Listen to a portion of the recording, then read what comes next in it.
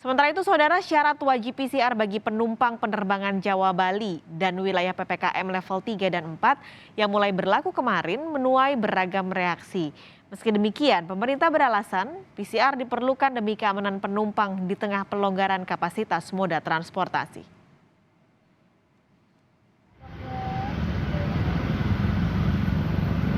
Diumumkan kurang dari sepekan lalu, syarat wajib tes PCR bagi penumpang penerbangan wilayah Jawa Bali dan wilayah PPKM level 3 dan 4 resmi berlaku 24 Oktober 2021.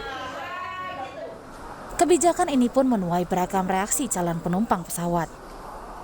Belanja tiket sih sebenarnya keberatan, karena dengan biaya tiket sudah seharga segitu ditambah dengan PCR dengan yang katanya sekarang harganya hampir 500.000 kan membebani sebagai penumpang kan begitu ya. Setidaknya dengan antigen aja sebenarnya udah cukup, kan kami juga udah vaksin.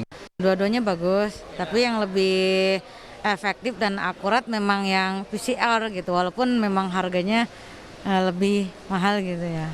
Jadi nggak keberatan ya, Bu ya? Iya, enggak. Kayak kemarin itu untuk PCR saja habis 3.500.000. Gimana Pak, keberatan nggak atau gimana? Ya sebenarnya sih ada rasa keberatan karena posisinya informasinya selalu mendadak, Mbak. Juru bicara Satgas COVID-19 Wiku Adhisa Smito beralasan pengetatan syarat perjalanan dengan tes PCR ini dilakukan karena kini maskapai diizinkan beroperasi dengan 100% kapasitas penumpang.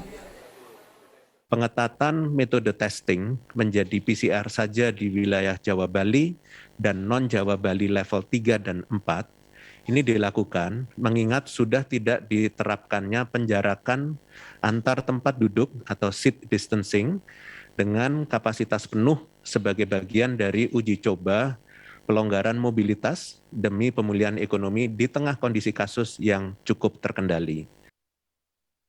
Dengan aturan baru ini, syarat penerbangan di Jawa Bali dan wilayah PPKM level 3 dan 4 adalah vaksinasi minimal dosis pertama dan negatif tes PCR yang berlaku 2 kali 24 jam.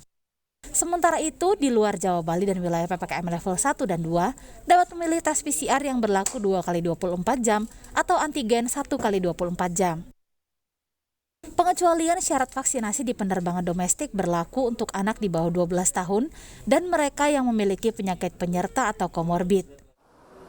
Meski dilakukan demi keamanan penumpang, kebijakan wajib PCR bagi penumpang pesawat ini juga jadi sorotan warganet karena dianggap diskriminatif. Naik KRL nggak sekalian wajib PCR, kan lebih berdesak-desakan daripada naik pesawat, bukan? Akun @lediputri juga mencuit, Cengkareng Yogyakarta naik pesawat cuma 1 jam tapi harus PCR. Naik bus 8 jam tetapi swab antigen. Gimana sih itu ceritanya? Yang lebih lama berkerumun yang mana ya? Yayasan Lembaga Konsumen Indonesia YLKI juga menilai pemerintah perlu mengevaluasi kebijakan ini karena implementasi tes PCR di lapangan yang tak seragam. PCR itu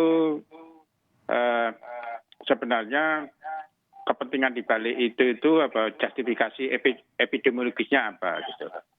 Jadi kalau ada justifikasi epidemiologisnya, kenapa hanya diterapkan di udara gitu loh, sementara di darat cukup dengan antigen. Selain yaitu tadi soal biaya yang walaupun pemerintah sudah menetapkan harga eceran tertinggi. Meski banjir kritik, Ikatan Dokter Indonesia mengapresiasi keputusan pemerintah untuk mewajibkan tes PCR bagi penumpang pesawat. Pasalnya, risiko penyebaran COVID-19 di pesawat lebih tinggi dibandingkan dengan moda transportasi lain karena minimnya sirkulasi udara. Dengan adanya peraturan yang baru, tempat duduk di pesawat sekarang kan lebih banyak, jadi udah bisa lebih terisi 70%. Jadi, sedangkan kita tahu persis bahwa kalau kita ada di suatu ruangan cukup banyak orang dan tertutup, itu adalah kabin pesawat, maka risiko penularan tinggi. Karena itu memang pantas diberi prasyarat yang ketat.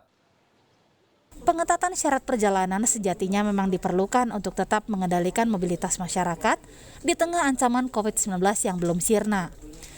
Namun pemerintah harus memastikan fasilitas tes PCR tersedia secara adil dan memadai di semua daerah. Tim Liputan, Kompas TV.